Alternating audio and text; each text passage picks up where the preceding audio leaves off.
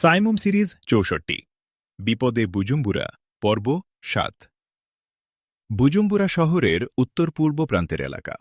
বুরুন্ডির ১ নম্বর জাতীয় সড়কটি এই এলাকার উপর দিয়েই পূর্ব দিকে এগিয়ে গেছে। কামেঙ্গি বসতি এলাকাটা ১ নম্বর জাতীয় সড়কের উত্তর ধার ঘেঁষে। কামেঙ্গি এলাকার পূর্ব পাশে নিরিবিলি দাঁড়িয়ে আছে একতলা একটা সুন্দর বড় বাংলো। এটাই চাওসিকোর বড় ফুফুর বাসা। বাড়িতে বাস করে তার বড় ফুফু, ফুফা এবং কয়েকজন কাজের লোক। তার বড় ফুফুর ৩ ছেলে ৩ মেয়ে, সবাই দেশের বাইরে, কেউ পড়ার জন্যে, কেউ চাকুরি নিয়ে বিদেশে আছে। চাওসিকোর ফুফা সেনাবাহিনীর একজন অফিসার ছিলেন, এখন রিটায়ারমেন্ট নিয়ে বাড়িতে অবসর যাপন করছেন। তাদের বাড়ির সামনে দিয়ে প্রশস্ত সড়ক। ৩ পাশের বাড়িগুলো একটু দূরে। হাউজিংয়ের সব প্লটে বাড়ি হয়নি বলেই জায়গা একটু জনবিরল। মাগরিবের নামাজ শেষ। চাওসিকো, আনা আরিয়া প্রস্তুত হয়ে বসে আছে ড্রয়িং রুমে।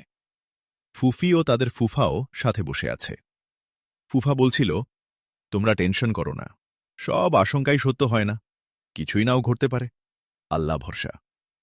ফুফা যিনি আশঙ্কা করেছেন তিনি একটা নিশ্চিত বিষয়কেই আশঙ্কার কাভারে বলেছেন, ভয় এখানেই, বলল চাওসিকো।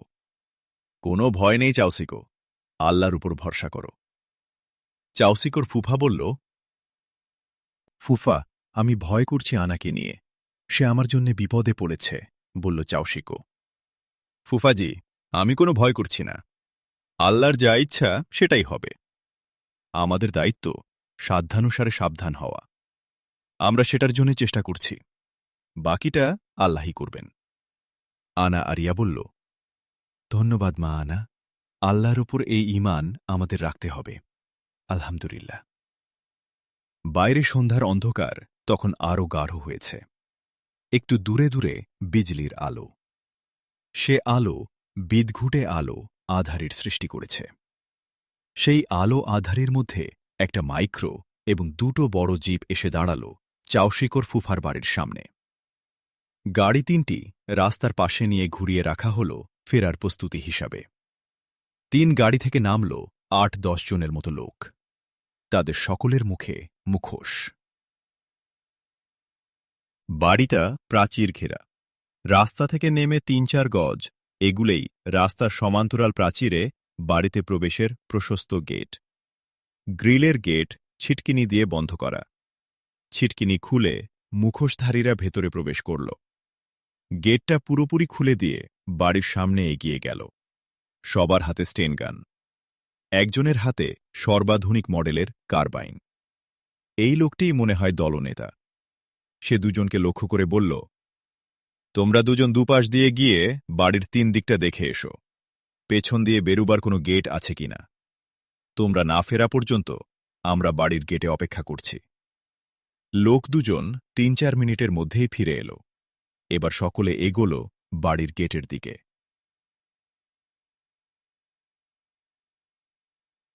দলনেতা লোকটি দরজার নব ঘুরিয়ে দেখল দরজা লক করা।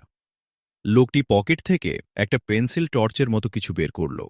দেখা গেল টর্চই, তবে সেটা লেজার বিম টর্চ। ওটা দিয়ে অনেক বড় বড় কাজ হয়। দরজার লক তো সেকেন্ডেই হাওয়া করে দেয়া যায়, লেজার বিম দিয়ে দরজার লক হাওয়া করে দেয়া হল। অস্পষ্ট একটা শব্দ করে দরজা লুজ হয়ে গেল এবং জানান দিল যে দরজা খুলে গেছে। দরজার পরেই স্বল্প দীর্ঘ প্রশস্ত করিডোর। তার ডান পাশে একটি বন্ধ দরজা, অন্য পাশে খোলা দরজা। ভেতর থেকে মানুষের কথা কানে আসছে। দলনেতা পেছনে তাকিয়ে ফিসফিসিয়ে বলল, তোমরা ৪ জন আমার সাথে এসো, অবশিষ্টরা করিডোরে দাঁড়াও, দুদিকেই চোখ রাখবে। দলনেতা সহ অস্ত্র উঁচিয়ে ৫ জন ঢুকে গেল ড্রয়িং রুমে।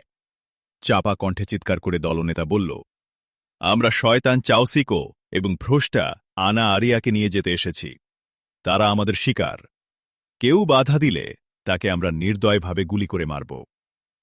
চাওসিকো, আনা আরিয়া, চাওসিকোর ফুফা ও ফুফি সকলেই সোফা থেকে উঠে দাঁড়িয়েছিল।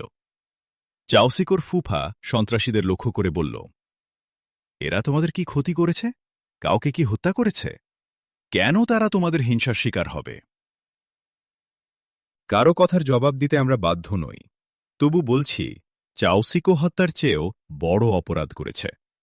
আমাদের প্রভু জেসাসের অবমাননা করেছে। আর আনা আরিয়া আমাদের জাতির সাথে বিশ্বাসঘাতকতা করেছে। জাতির একজন হয়ে সে জাতির অপূরণীয় ক্ষতি করেছে। আমাদের 17 জন লোক নিহত হওয়ার জন্য দায়ী সে। এ পর্যন্ত বলেই দলনেতা তাকালো দুজনের দিকে, বলল, তোমরা এদের হাত পা বেঁধে ফেলো এবং চ্যাংদোলা করে নিয়ে চলো গাড়িতে। চাওসিকোর ফুফাফুফি কিছু বলতে যাচ্ছিল, তাদের বাধা দিয়ে বলল, আমরা কোনো কথা শুনব না। আমাদের তাড়াতাড়ি কাজ সারতে হবে। ঝামেলা করলে কিন্তু অযথাই 2টি বুলেট খরচ করতে হবে আপনাদের জন্যে। 2-3 মিনিটের মধ্যে চাওসিকো ও আনা আরিয়াকে চ্যাংদোলা করে নিয়ে সবাই বেরিয়ে এলো বাড়ির গেট দিয়ে। ওদিকে আহমদ মুসাদের গাড়ি তখন চাওসিকোর ফুফুদের বাড়ির রাস্তায়। বাড়ির সামনের রাস্তায় মাইক্রোসহ 3টি গাড়ি দাঁড়ানো দেখে আহমদ মুসা গাড়ি আস্তে চালানোর জন্যে আসুমানি আবদুল্লাহকে অনুরোধ করেছে। জনাব, সন্ত্রাসীরা আমাদের আগেই মনে হয় পৌঁছে গেছে। আপনি প্লিজ আমার সিটে আসুন। ড্রাইভিং সিটে আমাকে বসতে হবে, বলল আহমদ মুসা আসমানি আবদুল্লাহকে লক্ষ্য করে। আপনি আহত হাত নিয়ে গাড়ি চালাতে পারবেন? আসুমানি আবদুল্লাহ বলল। জনাব, অনেক সময় প্রয়োজন সবচেয়ে বড় হয়ে দেখা দেয়, বলল আহমদ মুসা।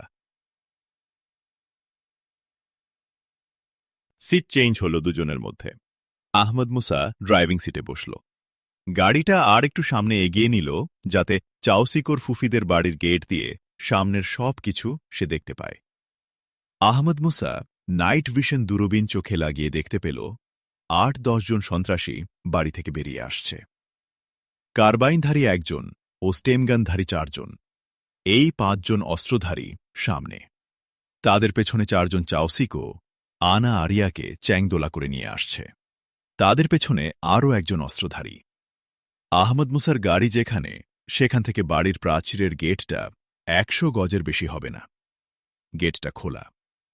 আহমদ মুসা পরিকল্পনা করে নিল। জ্যাকেটের পকেট থেকে M16 বের করে ডান পাশে সিটের উপর রাখল, যাতে ডান হাত সহজেই তা কাছে পেয়ে যায়।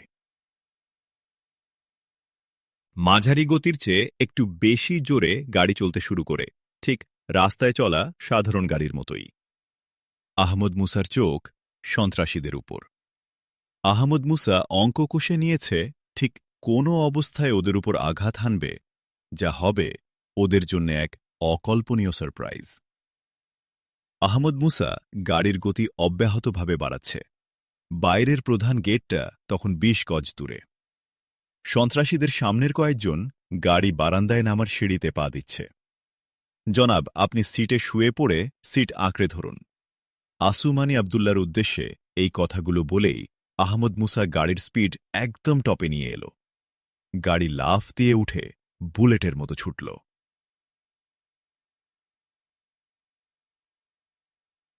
গাড়ি যখন গেটের মুখ বরাবর, তখন সন্ত্রাসী দলটির সামনের কয়েকজন সিঁড়ি ভেঙে গাড়ি বারান্দায় নেমে এসেছে। চাওসিকো ও আনা আরিয়াকে চ্যাংদোলা করে নেয়া 4 জন সহ 5 জন তখনও সিঁড়িতে আসেনি। সিঁড়ির কারণে তাদের গতি কিছুটা মন্থর হয়েছে। আহমদ মুসার বুলেটের মতো চলা গাড়ি একটুও গতি না কমিয়ে গেটের মুখে এসে একটা বিপজ্জনক টার্ন নিল বাড়ির গাড়ি বারান্দার দিকে। ক্যাচ করে একটা তীক্ষ্ণ প্রচণ্ড শব্দ তুলে প্রবল ঝাঁকুনি দিয়েছিল গাড়িটি, কিন্তু গতি একটুও কমেনি। বুলেটের মতো ছুটছে গাড়ি। গাড়ির শব্দে সন্ত্রাসীরা পেছনে ফিরে তাকিয়েছিল। তাকিয়েই আতঙ্কে সবার চোখ বিস্ফারিত। ঝড়ের গতি নিয়ে একটা গাড়ি তাদের উপর ঝাঁপিয়ে পড়ছে। দেখা ছাড়া তাদের করার কিছুই ছিল না। তারা সরে দাঁড়াবারও সময় পেল না। গাড়ি পিষে ফেলল সন্ত্রাসীদের সামনের কয়েকজনকে। গাড়ি সন্ত্রাসীদের আঘাত করার কয়েক সেকেন্ডের মধ্যেই আহমদ মুসা হার্ড ব্রেক কষেছিল। সিঁড়ির সাথে ধাক্কা খাওয়ার আগেই গাড়ি থেমে গিয়েছিল। গাড়ি থামার মুহূর্তেই আহমদ মুসা তার M16 নিয়ে গাড়ি থেকে বেরিয়ে এল। পেছনের সন্ত্রাসীদের আতঙ্কিত ও বিমূঢ় ভাব তখনও কাটেনি। চাওসিকো ও আনা আরিয়া তাদের হাত থেকে পড়ে গিয়েছিল। আহমদ মুসাকে গাড়ি থেকে বের হতে দেখে সন্ত্রাসীদের হাত নড়ে উঠেছিল। তাদের স্টেনগানে হাত দিয়েছিল এবং স্টেনগানের ব্যারেল আহমদ মুসার দিকে তাক করার জন্য মরিয়া হয়ে চেষ্টা করছিল। বাঁচতে চাইলে স্টেনগান ফেলে দিয়ে হাত তুলে। আহমদ মুসা কথা শেষ করতে পারল না। ওদের স্টেনগানের ব্যারেল আহমদ মুসার দিকে উঠে আসতে দেখল। আহমদ মুসার কথা থেমে গেল। M16 এর ট্রিগারে আহমদ মুসার দান তর্জনী চেপে বসল। M16 ঘুরে এলো সন্ত্রাসীদের উপর দিয়ে। 5টি দেহ ঝাঁঝরা হয়ে গেল মুহূর্তেই। আহমদ মুসা এগোল চাউসিকো ও আনা আরিয়ার দিকে। বাড়ির দরজা দিয়ে বেরিয়ে এলো চাউসিকোর ফুফা ও ফুফি। চাউসিকোর ফুফি ছুটে এসে জড়িয়ে ধরল আহমদ মুসাকে। কান্না জড়িত কণ্ঠে বলল, আল্লাহর হাজার শকর, তুমি ঠিক সময়ে এসেছ বেটা। একটু দেরি হলে আমার চাউসিকো ও আমার আন্না আমার সর্বনাশ হয়ে যেত। আল্লাহ আমাদের রক্ষা করেছেন।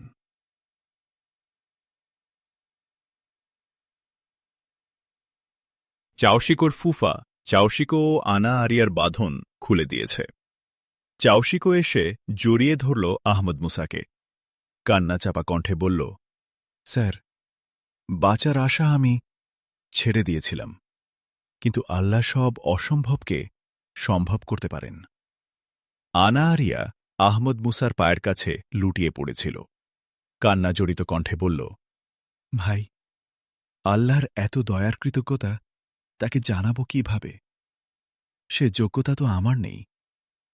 খুব সহজ বোন, আখেরাতে তার সামনে দাঁড়াবার জন্যে যত ভালোভাবে তৈরি হবে, তার পুরস্কার জান্নাত লাভের জন্যে নিজেকে যত ভালোভাবে প্রস্তুত করে তুলবে, তত বেশি তিনি খুশি হবেন, বলল আহমদ মুসা। চাউশিকোর দিকে তাকিয়ে আহমদ মুসা বলল, চাউশিকো দেখো, আনা আরিয়ার কাপড় চোপড় কোথায়? তাকে ঠিক করো, আমরা এখনই বেরুব।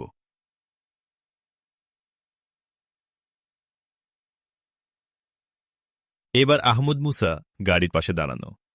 আসুমানি আবদুল্লাহকে দেখে চাউশিকোর ফুফা ফুফিকে লক্ষ্য করে বলল, ইনি জনাব আবদুল্লাহ, আমি তাদের মেহমান। চাউশিকো ও আনা আরিয়া এদেরই মেহমান হবেন। চাউশিকো ফুফা ফুফি আসুমানি আবদুল্লাহকে সালাম দিয়ে বলল, আলহামদুলিল্লাহ, আমরা খুশি হলাম। আল্লাহ তাদেরকে, আপনাদেরকে, সবাইকে নিরাপত্তা দিন। তার অনুগ্রহ পাবার চেয়ে বড় কিছু নেই। আলহামদুলিল্লাহ, পরিচিত হওয়ায় খুশি হলাম। সুযোগ হলে ইনশাআল্লাহ আপনাদের একদিন নিয়ে যাব। আসুমানি আবদুল্লাহ বলল। আশুমানি আবদুল্লার কথা শেষ হতেই আহমদ মুসা চাউশিকোর ফুফা ফুফিকে লক্ষ্য করে বলল, জনাব, যা কিছু যেখানে যেভাবে আছে সেভাবেই থাকুক। আপনি পুলিশে খবর দিন। যা ঘটেছে সবই তাদের বলবেন। শুধু মিস্টার আবদুল্লার নাম করবেন না। আমরা যে সেখানে গেছি সেটাও বলবেন না। আর আমি মনে করি আপনারা কয়েকদিন বাড়িতে না থাকলেই ভালো হয়। ধন্যবাদ জনাব, আমরাও সেটাই ভাবছি। পুলিশের সাথে কাজটা আমাদের মিটে গেলেই ইনশাআল্লাহ আমরা শিফট হব। ধন্যবাদ। তাহলে অনুমতি দিন আমাদের, বলল আহমদ মুসা। ঠিক আছে, আসুন। আল্লাহ আপনাদের, আমাদের সবাইকে তার রহমতের ছায়ায় রাখুন। আল্লাহ আপনাকে নেক হায়াত দান করুন। মজলুম মানুষের পাশে দাঁড়াবার তৌফিক আল্লাহ আপনাকে আরও বেশি বেশি দান করুন। সালাম বিনিময়ের পর আহমদ মুসারা সবাই বিদায় হল। চাউসিকোর ফুফা তার মোবাইলটা হাতে নিল পুলিশকে টেলিফোনের জন্যে। বালিশে মুখ গুজে কাঁদছিল মিসেস শিলা স্টিফেন, আনা আরিয়ার মা। ঘরে ঢুকল ফাদার স্টিফেন ফোবিয়ান, বসল স্ত্রীর পাশে, বলল, সেই বিকেল থেকে কাঁদছ, বিকেলের নাস্তা করনি, এখন ডিনারের সময়, এভাবে কাঁদলে কি চলবে? যা ঘটেছে, যেভাবে ঘটেছে, তাতে আমার তোমার করার মতো কিছুই ছিল না। উঠে বসল আনা আরিয়ার মা। তার আলুথালু বেশ, অশ্রুধোয়া মুখ, কিন্তু চোখ ভরা বিক্ষোভ। বলল, তুমি বিশ্ববিদ্যালয়ের ভিসি, তুমি এদেশের খ্রিস্টানদের একজন শীর্ষ নেতা। তুমি তোমার মেয়েকে রক্ষা করতে পারলে না, বাঁচাতে পারলে না শয়তানদের হাতে পড়া থেকে। ওই মেয়েটাই তো আমাদের সব, আমাদের সব ভালোবাসা, স্নেহ, মমতা, আমাদের সব স্বপ্নসাদ তো তাকে ঘিরেই। কেন পারলে না মেয়েটাকে উদ্ধার করতে? দেখো, তোমার মেয়ে চাওসিকোর সাথে গিয়ে আরও খারাপ করেছে, বলল স্টিফেন ফোবিয়ান। না গেলেও তো বাঁচতে দিত না। আমরাও বিপদে পড়তাম। 17 জন লোক নিহত হওয়ার জন্য সে দায়ী। এটাই তোমার বিরুদ্ধে বড় অভিযোগ।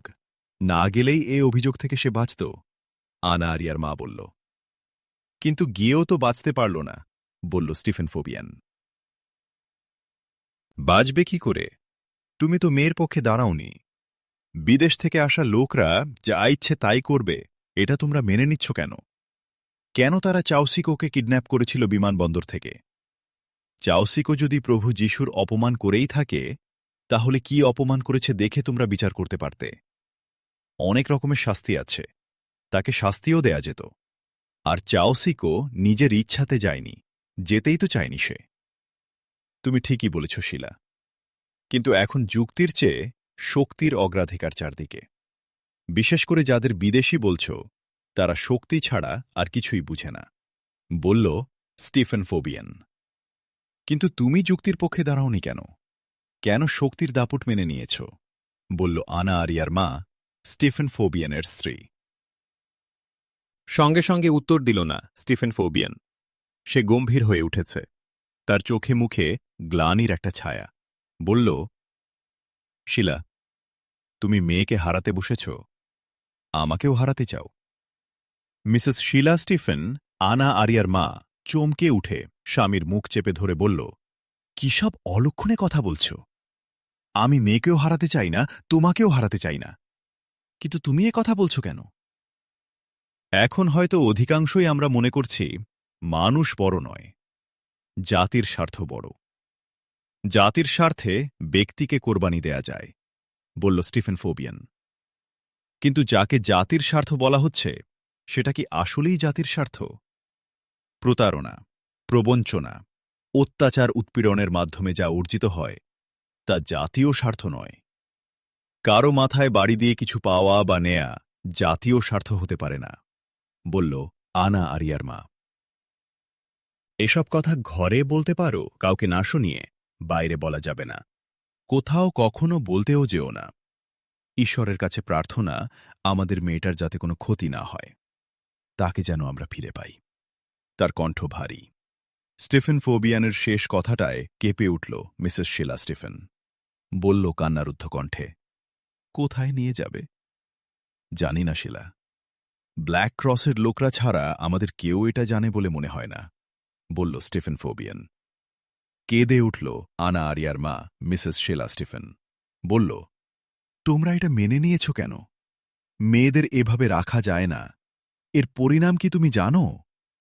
কান্নাজড়িত কণ্ঠের কথা আর্তনাদের মতো শোনাল। আর বলো না শিলা এসব। আমি সহ্য করতে পারছি না। আমি সব কিছু ভুলে থাকতে চাই। আমি এক অপদার্থ পিতা। আমার মেয়েটার বাবা ডাকের যোগ্য আমি নই, কান্নারুদ্ধ কণ্ঠে বলল স্টিফেন ফোবিয়ান। ফাদার স্টিফেন ফোবিয়ানের মোবাইল বেজে উঠল। মোবাইল স্ক্রিনে দেখল বাতিস্তা স্যান্ড্রির নাম। মনটা বিরক্তিতে ভরে গেল। কল অন করল Stephen Fabian. Good evening mister Batista Sandri.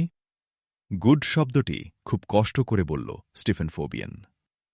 Good নয়, ইভিনিংটা ব্যাড হয়ে গেছে মিস্টার স্টিফেন ফোবিয়ান, উত্তরে ও প্রান্ত থেকে বলল বাতিস্তা স্যান্ড্রি। কেন? কি ঘটেছে? কেন এমন কথা বলছেন? বলল স্টিফেন ফোবিয়ান। কি ঘটেনি মিস্টার স্টিফেন ফোবিয়ান?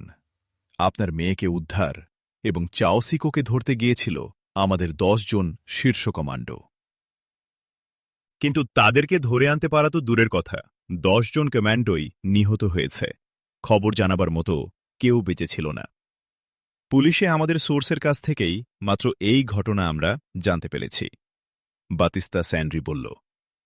কিভাবে এত বড় ঘটনা ঘটল মিস্টার বাতিস্তা? জিজ্ঞাসা স্টিফেন ফোবিয়ানের। আমাদের কমান্ডোরা ঠিকই গিয়েছিল। ওদের দুজনকে ধরে বেঁধে যখন বাড়ি থেকে বের করে নিয়ে আসছিল, সেই সময় সেখানে এসে উদয় হয় আমাদের কুগ্রহ আহমদ মুসা। সে আমাদের 10 জন কমান্ডোকে মেরে চাওসিকো ও আনা আরিয়াকে উদ্ধার করে নিয়ে চলে যায়, বলল বাতিস্তা স্যান্ড্রি। খুবই দুঃখের বিষয় মিস্টার বাতিস্তা। আমাদের 10 জন কমান্ডো তার কিছুই করতে পারল না, স্টিফেন ফোবিয়ান বলল।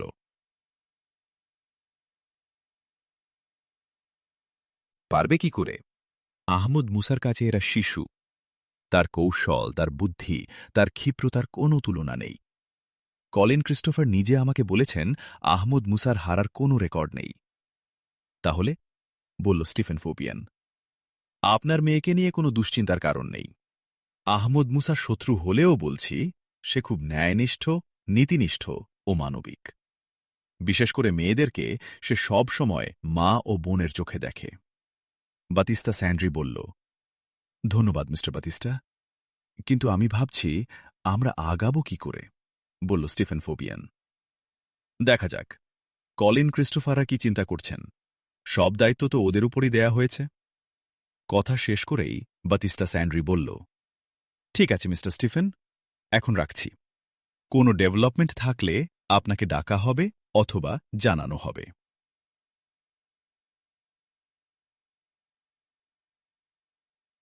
ঠিক আছে, bye mister Batista, bye mister Stephen. Call off করে মোবাইলটা বিছানায় ছুড়ে দিয়ে মিস্টার স্টিফেন ফোবিয়ান গিয়ে স্ত্রীকে জড়িয়ে ধরল। বলল, শিলা, আমাদের মেয়ে বেঁচে গেছে, আমাদের মেয়ে বেঁচে গেছে। বলতে গিয়ে কেঁদে ফেলল স্টিফেন ফোবিয়ান। মিসেস শিলা স্টিফেন, আনা আরিয়ার মা, কিছুটা বুঝেছিল, কিন্তু বিষয়টা তার কাছে পরিষ্কার হয়নি। বলল, আমাদের মেয়ে বেঁচে গেছে, তাহলে তুমি কাঁদছ কেন? বলো, কি হয়েছে? কান্না জড়িত কণ্ঠ আনা আরিয়ার মার। স্ত্রীকে ছেড়ে দিয়ে স্টিফেন ফোবিয়ান বলল, শিলা, এবারও আহমদ মুসাই আমার মেয়েটাকে বাঁচিয়েছে। চাওসিকো ও আমাদের মাকে ধরে নিয়ে যাচ্ছিল ওরা।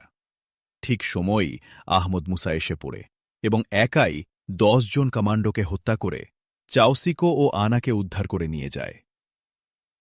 সঙ্গে সঙ্গেই আনা আরিয়ার মা আকাশের দিকে মুখ তুলে 2 হাত জোড় করে কান্না জড়িত কণ্ঠে বলল, আল্লাহ, ঈশ্বর যে নামই হোক, হে আল্লাহ, আপনি একমাত্র সৃষ্টিকর্তা। আমাদের কৃতজ্ঞতা গ্রহণ করুন। আমাদের প্রাণপ্রিয় মেয়ে এবারও আপনার দয়াই বেঁচে গেছে। আহমদ মুসাকে আরও শক্তিশালী করুন, তার পরোপকারী হাতকে আরও মজবুত করুন। স্টিফেন ফোবিয়ান চোখ মুছে বলল, শিলা, তুমি যে একেবারে আমাদের স্বার্থের বিপক্ষে প্রার্থনা করছ। আহমদ মুসা তো আমাদের প্রতিপক্ষ। আমি পক্ষ বিপক্ষ বুঝি না। যে ন্যায়ের পক্ষে, আমি তার পক্ষে। ধর্মের জন্যে জোর জবরদস্তি, খুন, গুম, অত্যাচার, উৎপীড়ন, প্রলোভন, প্রতারণার কথা কোনো ধর্মই বলে না। আমাদের ধর্ম বলবে কেন? যদি বলে, ধর্ম আর ধর্ম থাকবে না। আর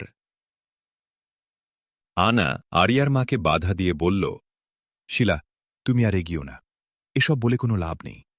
আমাদের ধর্ম আজ জাতিগত রূপ নিয়েছে এবং সেই জাতি আজ ধর্মের উপর নেই। ধর্মকে রাজনৈতিক স্বার্থে ব্যবহার করছে মাত্র।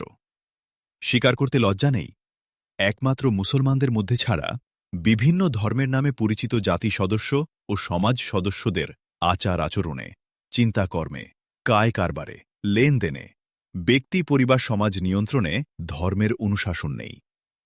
যাক, এসব কথা শিলা, এসো আমাদের মেয়ের কথা ভাবি। আজ তো সে বাঁচল, কিন্তু কতদিন এভাবে নিজেকে বাঁচাতে পারবে? পরিণতি ভেবে খুবই আতঙ্ক বোধ করছি শিলা। আমি শুরু থেকেই আতঙ্কে আছি, কিন্তু আবার মনে মাঝে মাঝে আশা জাগে। মুসলমানদের আল্লাহকে তো এখনো আমার চেনা হয়নি। তবে আহমদ মুসার উপর আমার ভরসা আছে। আমাদের মেয়েকে সে বোন দেখেছে, নিশ্চয় তার নিরাপত্তার ব্যবস্থা সে করবে। সেদিন তার কথা আমার খুব ভালো লেগেছে। এক বয়স্কা মেয়ের নিরাপত্তা শুধু পিতামাতা কিংবা স্বামী সংসারেই আছে। আহমদ মুসা খুব ন্যায়নিষ্ঠ ও নীতিনিষ্ঠ বলেই আমাদের মেয়ের নিরাপত্তার জন্যে ওই সময় সে এই কথা বলতে পেরেছে। চারদিকের লোভাতুর মানুষের মিছিলে আহমদ মুসারা অনন্য, বলল আনা আরিয়ার মা শিলা স্টিফেন। তুমি ঠিকই বলেছ শিলা, আহমদ মুসা আমাদের দেখা মানুষদের মধ্যে অনন্য, কিন্তু তারও সামর্থ্যের তো একটা সীমা আছে। এখন প্রকৃতপক্ষে সরকারও তার পক্ষে নেই। লোভী পুলিশরা তো আহমদ মুসার প্রতিপক্ষকে সব শক্তি দিয়ে সহযোগিতা করবে। এই অবস্থায় আহমদ মুসা নিজেকে কিভাবে নিরাপদ করবে এবং আমাদের মেয়েকে নিরাপত্তা দেবে কিভাবে, বলল স্টিফেন ফোবিয়ান। স্টিফেন, তুমি যে অঙ্ক কষলে তাতে আমাদের জন্য আসার কিছু নেই, কিন্তু আহমদ মুসারও তো একটা অঙ্ক নিশ্চয়ই আছে। তোমার কাছ থেকেই তো শুনেছি সব পথ বন্ধ করলেও স্রষ্টা আহমদ মুসার জন্যে একটা পথ খোলা রাখেন। ও তো মিসেস শিলা স্টিফেনের কথার মাঝখানেই স্টিফেন ফোবিয়ান বলে উঠল, ওটা আমার কথা নয় শিলা, ইন্টারনেটে একজন আহমদ মুসা বিশেষজ্ঞের একটা কমেন্ট ওটা।